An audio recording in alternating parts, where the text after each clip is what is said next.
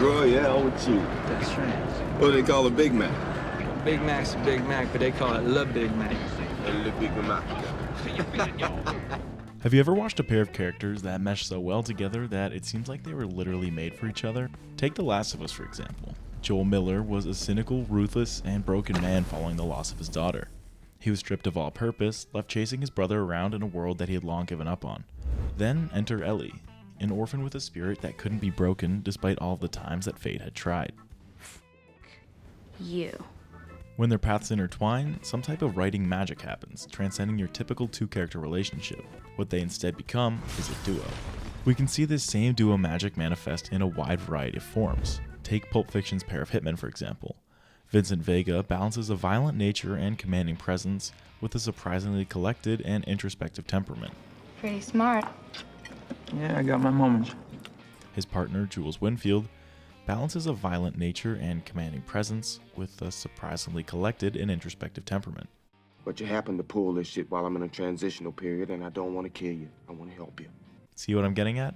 In many ways, these two are the exact same character. Put them together, and once again we get duo magic, just through different means. Because clearly these two examples are executed in entirely different ways. One is complementary, having each character fill in the gap that the other needs. The other could be described as supplementary, extending each other's presence through amplification. But what if I told you that in the lens of storytelling, they exist to serve the exact same function? To understand how, we first have to establish what it is that fuels the magic within a duo. The way I see it, the differentiating factor between any standard two-way relationship and a duo lies in the way the pair communicates. Joe! What? Why did the Scarecrow get an award? Because he was outstanding in his field? You dick! See, communication is not just sending a message, and it's not just receiving one. Instead, it's the co-creation of the message. It takes two to tango. What's so satisfying about this scene in The Last of Us isn't just the fact that Joel nailed the punchline, and it's not just Ellie's pleasantly surprised reaction. It's both of these elements working in tandem. The man who hadn't laughed at a single joke beats the corny little kid to the punch. They co-created the moment together. And the best part, both characters knew that that moment was awesome, because good communication is all about being on the same page. Speaking of on the same page, check out this sequence from Pulp Fiction. We should have shotguns with this kind of deal. When Jules introduces the idea of shotguns, we can assume that he's already thought out the mission, which means if Vincent hadn't yet thought of it, he was sure to arrive at it soon. How many up there? 3 or 4. Best count our guy? Not sure. So that means it could be up to 5 guys up there? It's possible. We should have fucking shotguns. This simple interaction immediately tells us that these two aren't just both experts, they're both like-minded experts. And it's that very like-mindedness that we find at the core of how duos communicate. Because any two characters can co-create a message. But what separates a duo's communication is the minimization of noise. Noise simply means anything that can distort a message. Of course, that can mean a physical interruption. I woke up early. We were passed out, so I took second watch. You gotta wake me up if that happens. But in a story, any physical noise only exists if the writers choose to put it there, so it's not really a common challenge to encounter. A much more realistic challenge for a writer to face is psychological noise. This type of noise comes from how a character perceives the world. Their humor, their mood, their biases, and their entire personality are all factors here, and each can make or break a message. Because we've all had those moments where we say one thing and someone interprets it as something else, and their reaction won't make sense based on what you said. Those moments suck. Whenever the original intention gets muddled, it creates this chain reaction, leaving both parties dissatisfied. They've co-created a message alright, but that message is just, dang, we really don't click. So how do we make sure that the original intention can make it through psychological noise? Well, we simply pick characters whose values are aligned at their cores. But before we dive into what a realistic alignment of characters looks like, I first want to shout out today's sponsor, War Thunder, the hottest free-to-play military game that expertly complements the duo of action and realism. In War Thunder, action comes in all shapes and sizes, allowing the player to choose their style. From sky-high dogfights, ground-based tank battles, and even naval warfare, the gameplay is always intense. But what brings the action to the next level is how they pair it with expert realism. For instance, shooting a tank's tracks off will actually immobilize it. They also offer a wide variety of iconic vehicles from the mid-20th century to modern day, each packed with unique characteristics and behaviors. War Thunder listens to their player base and continually updates the physics, sounds, and graphics to keep the experience as immersive as possible. In the latest Hornet Sting update, they introduced top-tier fighters like the Su-30 and the Fa-18, as well as a complete overhaul of their naval battles. See this all for yourself and download War Thunder for free using the link below, available on PC, PlayStation, and Xbox. And the best part, any new players or players who haven't played in 6 months will receive 100,000 Silver Lions, the Eagle of Valor Decorator, and more. Plus, you can even try War Thunder Mobile for free on iOS or Android with the link in the description. Thanks again to War Thunder for sponsoring this video. I think a lesser writer would completely ignore deep character values and have every message get across entirely as intended, regardless of who is communicating. This creates really awkward and unbelievable moments where entire parties of characters are finishing each other's sentences. These kind of sequences literally never happen in real life, and they stick out like a sore thumb, breaking the illusion of story. A better writer will acknowledge that communication is entirely dependent on the specific characters involved. Taking this into consideration will instantly boost a story's believability, because no character should know exactly what is meant at all times. I specifically reminded her. Bedside table, on the kangaroo. Said the words, don't forget my father's watch. Instead, truly perfect communication should only occur when it makes sense for it to. It should only occur when there's a strong underlying alignment of values. What motivates them, what they believe in, their morals, and their humor are all traits that must be aligned to keep that psychological noise to a minimum. But all of these traits exist deep in the core of a character, meaning that on the surface, they can be expressed in countless different ways. This is where duos get interesting, when their values are the same, but their goals are different. Even the most synchronized duos can and will disagree on things. In fact, with the 2 examples we're focusing on, a majority of their interactions are centered around arguments. Through the first several episodes of The Last of Us Season 1, Joel quite literally refers to Ellie as cargo. He keeps talking to a minimum and is focused only on the mission. Ellie, on the other hand, is combative, stubborn, and often rejects his authority. Give us a minute, alright? What the? On the surface, these moments can feel like bad communication, but I wouldn't say so. Bad communication is when the message gets distorted and progress gets halted. These moments between Ellie and Joel might be chippy, but they're still effective communication.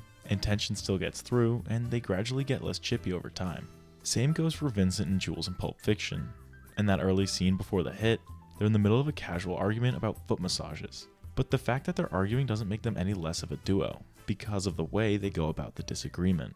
First, they locate the source. They determine that their perceptions of a foot massage might not be aligned. Now look, maybe your method of massage differs from mine, but you know, touching his wife's feet and sticking your tongue in the holiest of holies ain't the same ballpark. Then, to keep the tone amicable, Vincent chimes in with a jab at Jules, Would you give a guy a foot massage? who knows it's a jab and jabs back. Fuck you. Receiving Jules' message loud and clear, Vincent backs off. See how Jules knew when to roll with the punches, and how Vincent knew when enough was enough? At this point, I realized they had a fairly close bond, but what came next really made it clear to me that they were, in fact, a duo. In their closing arguments, they focus on the source of the disagreement rather than the fact that they were disagreeing in the first place. I mean, that's his fucking wife, man. They think they have no sense of humor about this shit. You know what I'm saying? It's an interesting point. Come on, let's get into character. This meant that they were able to seamlessly reach a common ground and move on. That's because even though their perceptions aren't always aligned, their values are, meaning they're never more than a few words away from agreement, except for when they aren't. See, watching Pulp Fiction can feel a bit like a random assortment of events across a small cast of characters. However, by specifically examining the hitman duo, we can extract a very intentional narrative rather than just some random collage. Shortly after their first argument, the duo was able to carry out their job in a perfect collaboration. Jules led the act, occasionally subbing in Vincent as amplification to really send it home. Royale with cheese. Royale with cheese. Neither of them fought for the stage. Instead, they just each carried out the job like a single mind. But when an entire magazine of bullets hit everything except the 2 hitmen, they were once again back to disagreeing.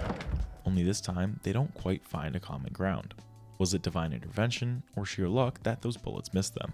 See, where they really disagree is if it actually even matters. Vincent doesn't think so, but to Jules, that moment was everything. For the first time, we see the 2 diverge at their core values, muddling that all-important intention. This happens only once in The Last of Us as well. Joel, burdened with guilt and riddled with ailments, feels he can no longer protect Ellie. You want me to take her? I'm just gonna get her killed, I know it. I know it. I have to leave her. This creates a lot of dissonance for the man whose entire self-identity is protector. But when he tries to communicate this to Ellie, she misinterprets it as just another case of abandonment.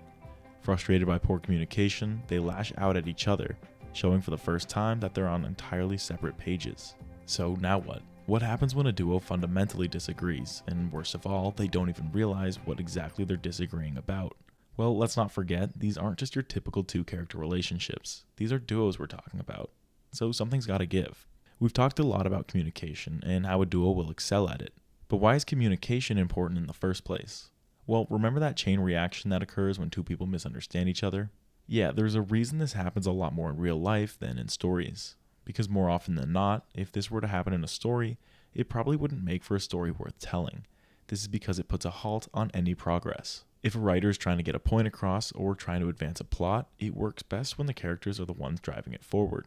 If two characters can't even drive a conversation forward, then how are they supposed to tell an entire story? That was actually a trick question.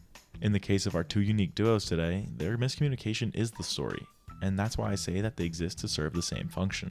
Because if a duo built on such strong alignment ever truly miscommunicates, it might just direct us right to the heart of the story.